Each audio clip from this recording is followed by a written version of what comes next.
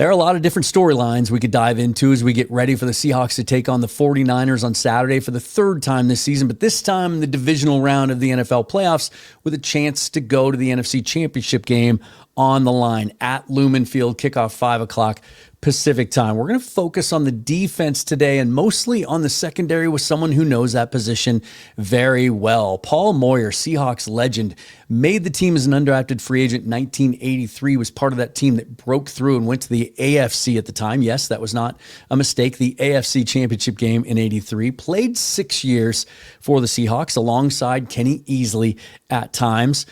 And then an injury forced an early retirement. But he coached with the team from 90 to 94, coached DBs, and he has been with them essentially ever since as a member of the broadcast team that does pre- and post-game shows. He also does some radio work and things of that nature. He has been a good friend of the show over the last couple of years, and we have a lot to talk about today. His perspective on just how good this defense is, how they stack up historically among some of the great Seahawks defenses ever. And if you could pick one player, well, not pick, but if he could identify one player on the Seahawks defense that if we took him off the field, it gives the 49ers a better chance to win, what was his answer? It took him a minute to come up with it, but I think you're going to be interested to hear what he has to say. Paul Moyer joins me next on Seahawks Forever. Welcome to the Seahawks Forever podcast. In-depth analysis on everything Seahawks. And now, here's your host, Dan Viens. Congratulations to Patrick Lucero. Patrick is the winner of the blind bid auction to get my tickets. That's the view you're seeing. My seat's there in section 328. He's going to go to the game Saturday. Couldn't make it back from West Virginia for this one to make it happen. Wanted to make sure they went to a good Seahawk. Patrick has been consuming my content for quite some time.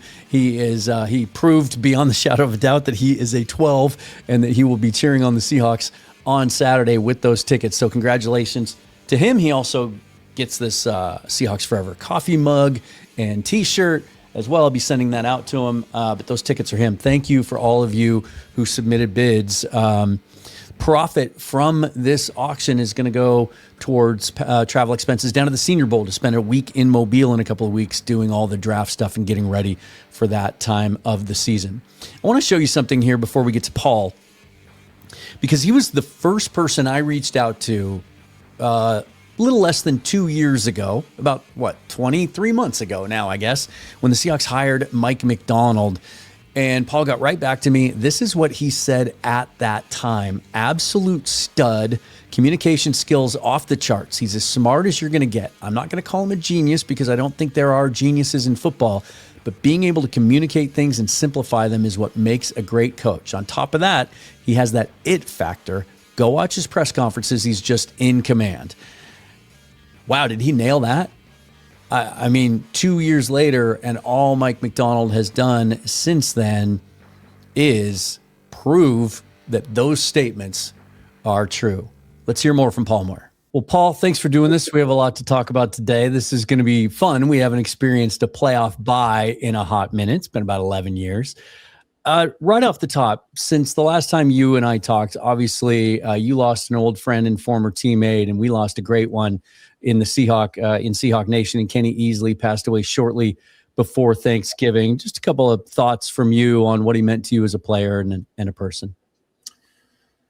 Yeah, look, Kenny was my mentor when I came into the league. He really did put me under his wing, and we were obviously teammates, good friends there, good golfing buddies, like to compete a lot.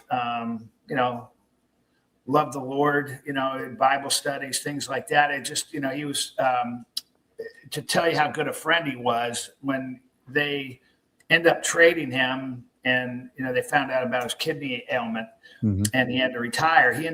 He started an agency, and he became my agent along with a couple lawyers that he had there.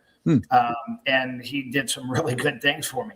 One of them is he got an insurance policy on my contract, which was great because I hurt my neck, and it paid out I think my last year or maybe two, for sure 1 year. So that was great. It was just hard. It's hard to watch him, decline with his health. He had been on dialysis for almost 37 years, which is a very long time. Went through one kidney transplant, didn't take. And I think after that, he just said, hey, I'm going to enjoy my life for as long as it is. So it's sad. One of the great Seahawks. And really, for those who didn't know him, I mean, he was such a softie inside. He could be menacing look. As my wife said, he used to scare me.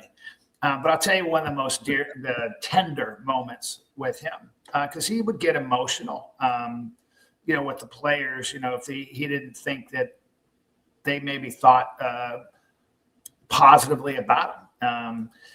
So my wife, when we have our first child, there's commotion. Kurt Warner and a bunch of players are there, and there's just a lot of commotion. And Kenny could tell my wife at the time, who had my daughter Taylor, was just uncomfortable. And he walked over and he put his arm around her and he started talking with her and he goes, hey, you're going to be great. He had already had some kids. So, he knew what it was like to be a father.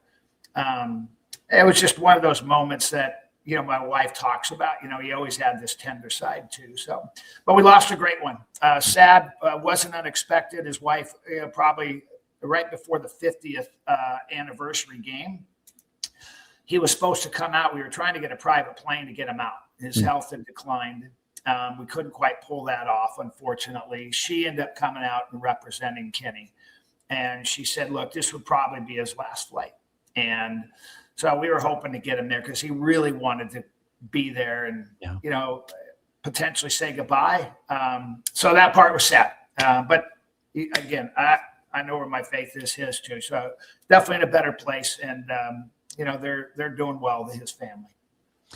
Now, maybe you know this because maybe he got a little bit of a glimpse before we lost him, but what would Kenny think when he watches Nick Emenwari play? He didn't watch a lot of football. I think he was a little jaded on that, after the kidney ailment and just the whole thing he had to go through with the Seahawks. He did at the end. I think he would have appreciated his game because he's probably, interesting enough, everybody says, well, compare Cam Chancellor or Earl Thomas. And I go, he's a hybrid. We talked about that. He's a mix of them. He could run. He probably is the best ball hawk of anybody I've seen. He knew where the ball was going, took great angles to it, had great hands. But I think Emenwari might be the closest to him. He got a long way to go. Just in the way that he can move and do so many things. Kenny could return punts. He could play corner. He could have played pretty much any position out there. I need to see Emenwari's ball skills and how maybe he could respond out in the open field, playing free safety. But I think Kenny would appreciate his game because of his toughness. I think Emenwari loves the game. I mean, you've seen it. He doesn't like to fail. He takes he wants to be successful. I've seen him when he hasn't had success, and he takes it very hard, Emenwari. But yeah, I think he would really appreciate his game. We've talked about Devin Witherspoon, I think, every time we've gotten together for obvious reasons, and I really feel like we're seeing sort of the actualized version of what Witherspoon can be this year. We weren't quite sure coming into the season how much he'd play inside and outside and how he and Emenwari would fit together. Well, it sure seems like McDonald's done just a masterful job of doing that. As a guy who played safety in the league, coached DBs in the league for a long time, and has certainly remained around the team ever since then, how powerful is that? How hard is that for offensive play callers and coordinators to account for when you have two guys like Witherspoon and Emenwari that can move around like that, play inside, outside, set the edge, be physical, rush the quarterback, and do the same things? Yeah, well, it's really important in our division, and certainly the way the league has gone. Back when I was coaching, by the way, I always loved 5 DBs in there. I just thought you can do so many things from a blitz package, how you're matching up. If you had someone who was tough and you had a good D line that really took care of the offensive lineman, I didn't think you needed 240, 50-pound linebackers in every snap. But the way the game's evolved, and it's quick games so much, back when I played, things were 7-step, 5-step drop. You worked outside the numbers. You worked deep for the most part. And partly is because the middle of the field was protected. I will kill you. I will take your head off. Mm-hmm. Well, you take that away. Now it doesn't matter. Everything's in the middle of the field. So to your point, you got to have something that you can match up with people. And obviously in our division with McCaffrey, with Puka, and it's not just Puka, but it's the crossing routes. It's being able to be out there and take on blockers when they run the bubble screens and quick screens. I mean, there's so much into that you have to have guys like Amenawari and Witherspoon. Now, Witherspoon's an anomaly because for a 185-pound kid, he hits like a bullet. And, so he negates, his size, he works through by just quickness and anticipation. So now you got these two guys out here, and this is the challenge for the 49ers this week. How do I get McCaffrey? And the one thing about Shanahan and McVay, and they're two of the better ones out there, is finding the matchups that they want. To go back to the first game against 49ers, we had Amenawari was out. They isolated, maybe our backup safety at the time, who wasn't as good as he is today. And I'm talking about Ty Okada. Sure. They want to find that matchup. It's not there for them. And I'm not saying the 49ers, I'm going off a little bit here. I'm not saying the 49ers can't win this game. Obviously, anybody can beat anybody. It'll come down to 5 or 6 plays in the game. They always do. And more importantly here, everybody knows each other's schemes. But we're better than the 49ers. We're better defense. Our defense negates their offense. Our offense should be able to move the ball on their defense. We should win this game if we just play it clean.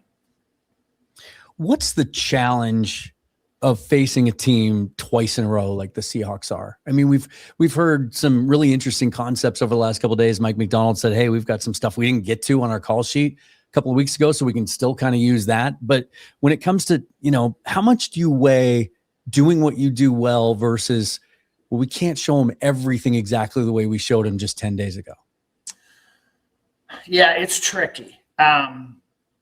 And you've heard it. The team that loses goes back and redoes a game plan and says ours wasn't good enough. The team that wins goes, that worked pretty well. Do I need to change much?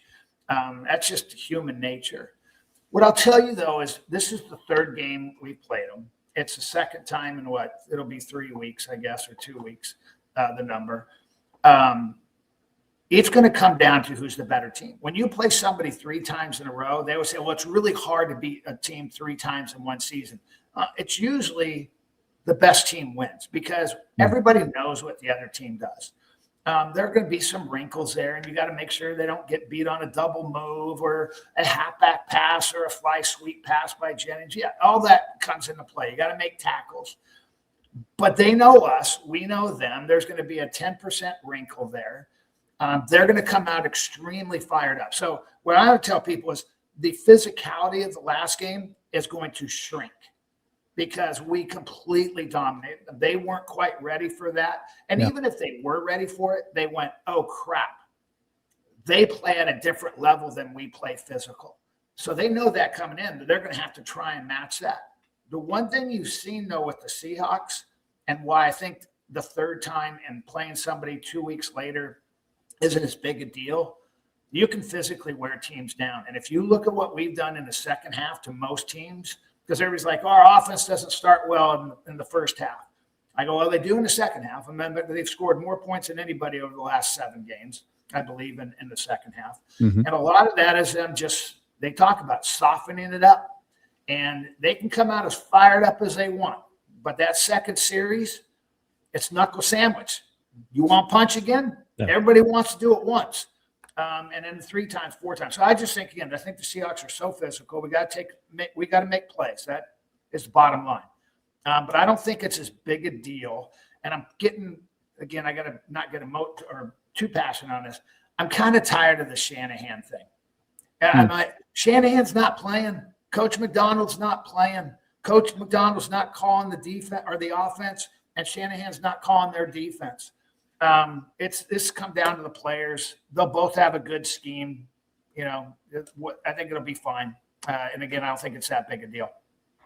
Just a question off the top of my head as you're talking about Shanahan there, because I'm reading The Why is Everything at the moment. Michael Silver's great book, kind of tracing back the whole Shanahan, Kubiak, McVay, Bill Walsh, all the way, back to its origins and that scheme and where it's come to today. In your opinion, who's better, McVay or Shanahan? I think that depends. I think McVay's a better overall coach because I think he's not just an offensive guy. He's a motivator, and he's a fantastic motivator. And he's a rare breed in the way that he talks, and he's wound tight. Photographic memory. I mean, his IQ's off the charts, but he also brings it down to that everybody understands, and he keeps it really simple in his messaging. I think he's a phenomenal coach, and what they've done to keep competitive every year, to me, speaks a lot. You go watch San Francisco. They're up 1 year, they're down 1 year, they're up 1 year, they're down 1 year. Their scheme is not hard. It's hard because of the players they had. When McCaffrey's healthy and when Trent Williams is healthy and when they have a great offensive line and a great fullback and their tight ends, you don't need superstar wide receivers in that system. It's really difficult if they have great players. They don't have great players. That system's like 27 others in this league let me redo that math. The other 16 or so teams that didn't make the playoffs. So I think Shanahan's got a very good offensive mind. I think he has a system and a process that he's, a gym rat with his parents, or his dad, that he understands his philosophy. So I'm going to go with McVay. I think Shanahan's a very good offensive coach. If I was to pick one, I'd take McVay. Okay.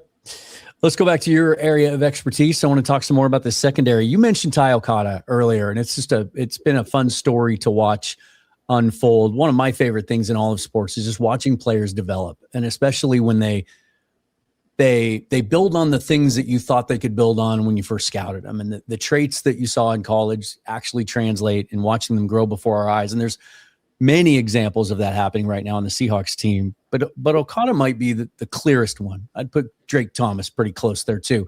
But Seahawks have some big decisions this offseason. Coby Bryant, they offered him a deal before the season. He turned it down. There's some indication that there's still some negotiations. Greg Bell said recently he thinks he's next in line to get the next extension. But that Quentin Lake deal that he signed with the Rams last year, about the same age, came in at the same time. He doesn't have the production that Bryant does, taking the ball away. And then you have this guy in Ty Okada who's shown he can play both spots and play it at a very high level, who's cheaper, has another year of club control. Like, if you have to give market value to Coby Bryant with everything else they have in front of them, some of the other decisions they have to make, are you doing that? We have a lot of cap space. I don't know if Coby would be my top priority. I remember the four people earlier. You got Boye Mafe, you've got Coby Bryant, you've got Walker, Riq, and Sheed, I think, are kind of the main Riq, five. Yeah, I think Riq has helped himself out immensely. I think, somebody will pay him a lot if he's unrestricted, my guess. So we'll see what the Seahawks do there. But I think that would probably be somewhat of a priority, because I think the one thing that Coach McDonald has done so well is he doesn't focus so much on what people can't do. I mean, it's really what can you do and do that well. But at the same time, you got to be a complete player on this defense. You have to be able to tackle. You have to be a part of the run game. You're not just a cover guy. I think over the last 4 or 5 games, he's done the best he can be. I don't know if he's ever going to be great at it, but I don't need him to be great. I need him to be good. I need him to, hey, when that play comes, you just do your job. So I think, Woolen's an important piece to this. But no, I think safeties, as much as I'd love to have Coby back, and I would love to have him back. This is purely about salary cap and how they're laying things out over the next 2-3 years. But if I got to go pay him $12 million a year and it's going to cost me, another interior lineman, however that may be, or here, K9. I mean, do I put K9 ahead of him? I mean, there's some tough situations here or decisions they're going to have to make. Love to have him. I just struggle more with at what cost. And so we're not going to probably keep all 4 of those guys, and they'll have to prioritize it. We've seen how good the depth is on this team throughout the season. Every time a guy goes down, someone steps up and plays really, really well. That being said, if there was one guy on this Seahawks defense that if you took him off the field, it would give the 49ers a better chance to win this game, who would that one player be? Well, there's a bunch of ones there. Oh, God, one guy. Look, to me, man, that's a tough one. We saw what happened when Amenawari went out, and that was just his first game. And what he did in the last game, just coming off screens and reading them and making plays and great tackling. Woolen is a really good Witherspoon's a really good person here because they're going to try and work the middle of the field. They're really not going to throw it out to their right or the defense's left. So you can take about a third of the field away and really focus on that. I think Witherspoon's an important piece there. But there's one guy that when he's off the field, to me, it's still Leonard Williams. He's just too important. He's too important in the run game. He's too important at freeing up other guys in the pass rush because you really have to. You got to double team him or Murphy. I mean, you can't single them both. And I just think you take him off, that would be difficult. I'm really talking through this because it's such a great question. We have depth there at the same time. I'm like, yeah, maybe you get Riley Mills plays a little bit more, but one guy. It's weird as that is, it could be Amenawari and it could be Leonard Williams to me. It'd be between those two. I like that. It's finally here. The new merch store has launched as part of a partnership with TeePublic. I'm really excited about this one, you guys. The link is down in the description. Right now, I'm running a sale through the end of the day, Sunday. Discounts across the board on every piece of apparel and accessory. Really excited about this. I've been using TeePublic for years, so when they reached out to me, it was a no-brainer. The quality is better. The prices are much lower. More variety. You can see I've got some alternate logos there and faster shipping. It all happens from right here in the United States. Really excited about this. Click that link. Do some perusing and take advantage of that sale between now and Sunday. Meanwhile, you can still take advantage of this deal with the Sleeper app if you want to get started and get in on some of their games of skill. They're going to give you $20 just to get started by signing up and using the promo code FOREVER. After that, they're going to match your first deposit beyond the $20 up to another $100. So you can get $120 right off of the bat. They're going to match that, make it $220. If you don't like games of skill, there's other stuff you can do on this app. It's across all of the sports that are out there. One of the things I love using it for, if I can't get to a television, I want to follow along with the game. It has the best real-time play-by-play tracking available. You can react to every single play. You can also chat with other members of the community. But fantasy sports, daily fantasy, you can pick games, all of that. Check out the Sleeper app today. Be sure to use the promo code FOREVER when you sign up. Terms and conditions do apply. Where would you put this defense? I'm going to ask this question in a very particular way because I know it's been asked a very specific way in the past. I don't think that's fair. I'm not going to ask it that way. I think you can figure it out. But where does this defense stack up against other historically good defenses that you've seen in the Seahawks past? It's, I think it's the deepest team they've ever had. Wow. And it's the deepest defensive line they've ever had. I think in the secondary, it's deeper than the Legion of Boom. We've seen that.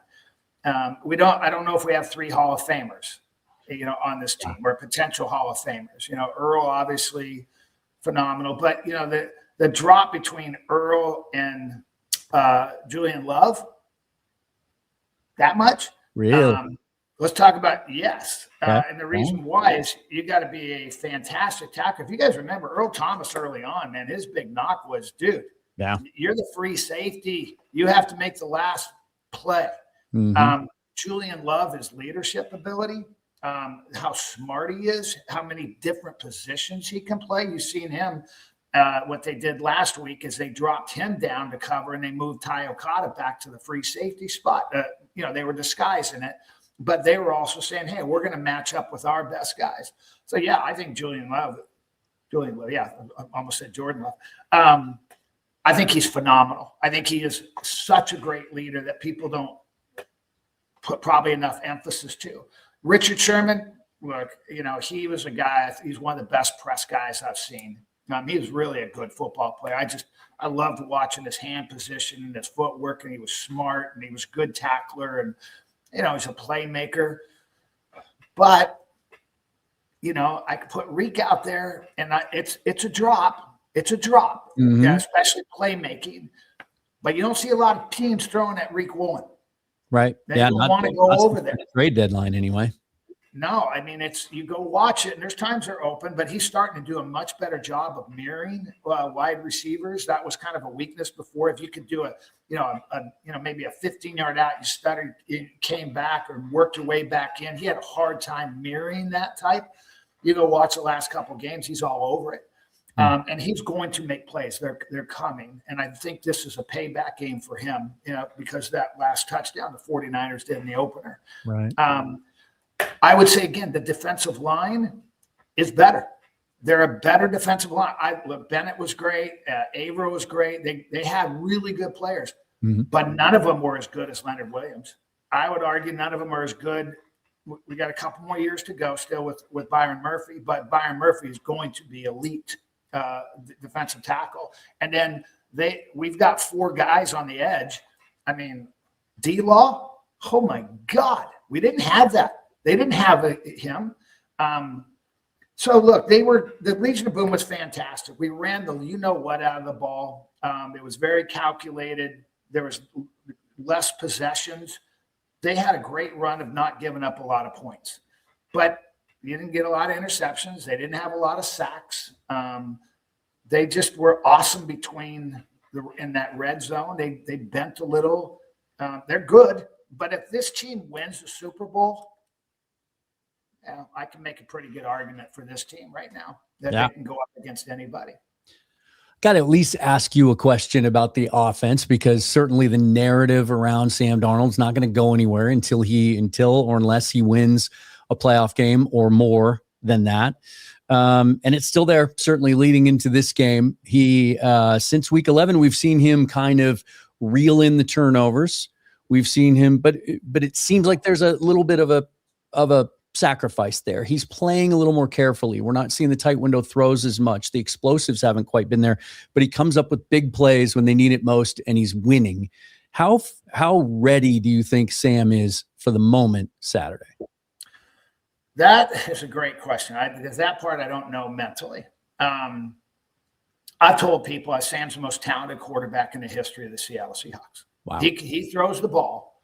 He can make every throw. He can throw in every tight window. He doesn't necessarily have to even step up in the pocket.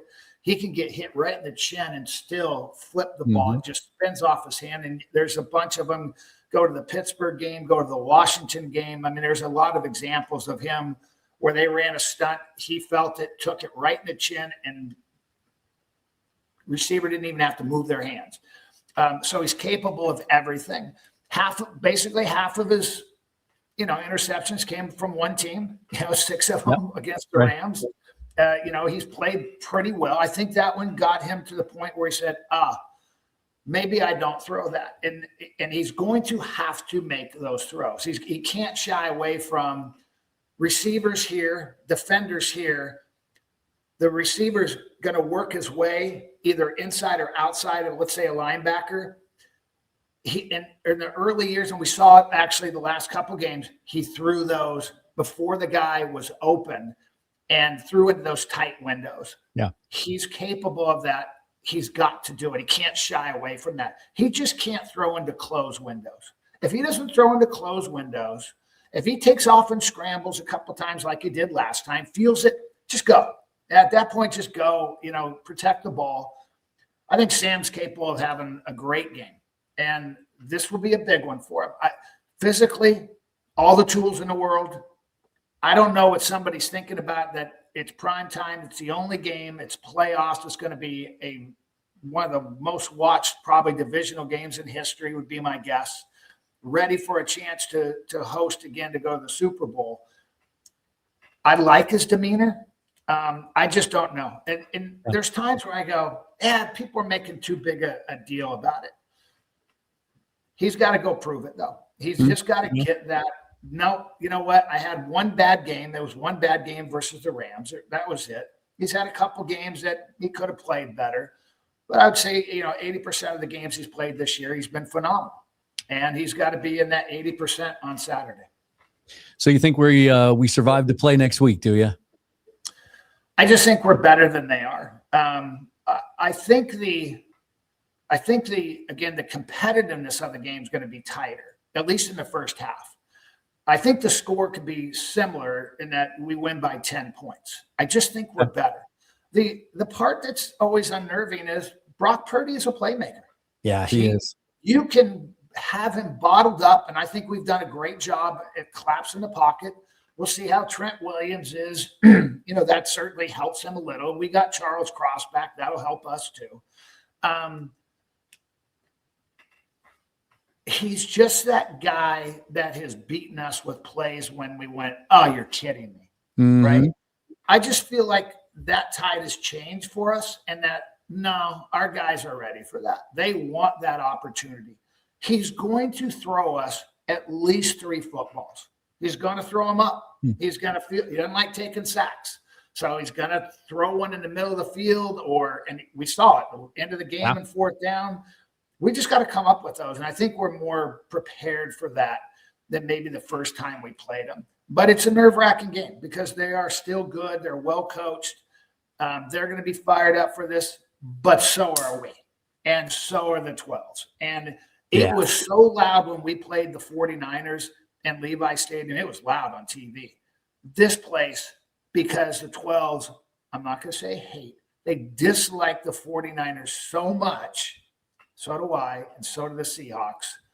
I just don't know if they're going to match our physicality. Thank you. We need that, Dan. Yeah, and I wrote about it today. I think that home crowd is going to be something that a lot of younger Seahawks fans have probably never seen before. That they're just not going to. It's harder to get tickets in the playoffs if you're an opposing fan. There's not many left. They're really expensive. You look at the map on Ticketmaster, and there's some scarce dots there, or sparse, I guess is the word I was looking for. It's going to be crazy on Saturday. Good. That drives me nuts. I can't see a sea of red. No, I can't. But yeah, I just think we're going to win this game. And I think the Super Bowl to me is in a week from Sunday, and it's going to be the Rams and the Seahawks. They're the 2 best teams in the NFL. It reminds me of 2013 when we played the 49ers. That was the Super Bowl. Sure it was. And I think it's similar. That's why the Seahawks got this one, and then I think they got a really tough one the following week. Yeah, I can't claim credit for this. I can't remember who said it, but I loved it, and I'll willingly steal it. It's like we have to win the NFC West twice to get to the Super Bowl this year. Well, there's a lot of look, it's never happened where the top 3 records all came from the same division in one conference. I'm sure there's been 3 teams in the divisional round all in the same division before, but it's more than likely this is the NFC West this year. I can't see Chicago winning. And that's why everybody goes, well, who do you want to play? I go, I want the Rams. It's destined to be the Rams. Let's do it right. And when you have great year, 2013, they were setting all kinds of Seahawk records, right? I think of the Mariners this year and the big dumper and all the stuff they did. You've got to have magical things happen to make extraordinary moments. And not to do the Herb Brooks thing, but that's what they have here now. Yeah, that's what they truly have earned, that right to be the best team in the NFL, best record, and go win the Super Bowl. So, yeah, I'm excited we're going to get the 49ers and hopefully the Rams. I'm with you on that. I always say, to beat the best to be the best, right? I didn't make that one up either, but I always like to see it that way too. Iron sharpens iron, whichever cliche you want to choose. But that's why we love the sport. We want to go up against the best. And I'll tell you something else I've been thinking about a lot this last week or so is, as much as this year to me kind of feels like it's a year early. I was hoping this is where we would be a year from now, maybe with another offseason of continuity on the offense, looking at a second-year jump the way we did with the defense this year. Hey, we're here now, and there's a chance to win it now. Let's go do it, because you know what happens next year? Yeah, there's personnel decisions to be made. You might not stay as healthy next year as you did this year. And that first place schedule is a big difference. And the rotating divisions, that schedule next year, the lineup of opponents, not the same as it is this year. So you never know what can happen. Go win it while you can, because it's hard. It's hard to win in this league. It's hard to get to the Super Bowl. And if you're in the area on Saturday, you can listen to that guy pre and post game show on Seattle Sports 710, the Seahawks official broadcast, right? Yep, I believe that's on. I've actually been doing some call-ins this week. I got one last night I did in Alaska. I mean, we're in Canada, Alaska, all the, Northwest states as well, Hawaii. So I think there's 40, affiliates out there that Nice. they can pick up the pre and post game show. And yeah, we need to keep this little ride going. And you're right, Dan, on that. In that my rookie year, we went to the AFC Championship game. Never ever got close again. And so when you have the team and you're healthy, you got to do it, because we don't know if our offensive coordinator comes back next year. Yep. You don't know. You mentioned injuries. You don't know who you're going to lose. You don't know if we get fatigue. And here's the other thing. You win a Super Bowl, everybody will study you. Everybody. And I think I was looking at the AFC. Buffalo had the lowest strength of victory and strength of schedule is like in the 3s. It's hard when you get, in those high 4s, 5, or, you're playing at least teams 500 every time, because the league there's so much parity there. It comes down to 5 or 6 plays every game. You've heard it. A lot of people don't believe it, but then you go watch it and you go, oh, wow, if we had made that play, that completely changes the game. That one play. And so, take advantage of it while you can. And I think the 12s, it's been a nice little break. We were dominant there for a while, still competitive, and we got a chance to be dominant again for the next couple of years.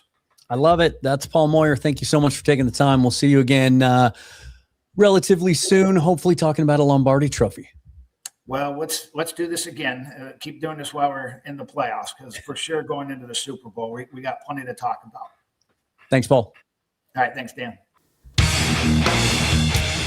Always appreciate Paul coming on. That was cool, wasn't it? I want to shout out my boys at Fast Fashion Brewing. You see that down below at the bottom of the screen. If you're going to the game this weekend and you're in Soto, which if you're going to the game, you're going to be in Soto, stop by there on First Avenue, 1700 block, right next to Hooverville, across the street from Showbox Soto. The best craft beers in Seattle, as far as I'm concerned. They're winning awards. They're being noted in national magazines. Matt Storm is part of the father-son duo that runs that place. He should be there on Saturday. If you're not going to the game, if you can't get in, they have a big screen in the back, great watch parties, specials on pitchers, and they do really great scratch handmade pizzas as well. Check them out. Subscribe to the channel if you would, please. Best way to support me as an independent full-time content creator. Give that video a thumbs up. That lets YouTube know that it's quality content and other people should watch it as well. All the other ways you can support me are listed and linked down below in the description. Check out that new merch store. And if you want to contribute directly to travel expenses involved with going down to Mobile for the entire week at the end of this month and covering the Senior Bowl, that link is down below in the description as well. Be back tomorrow. We got a lot to get to this week. The NFC West mixtape with Rob Guerrero and I. That'll be a lively, spirited discussion, I'm sure. Seahawks Syndicate back live tomorrow as well with Bryce and Brandon and Mookie.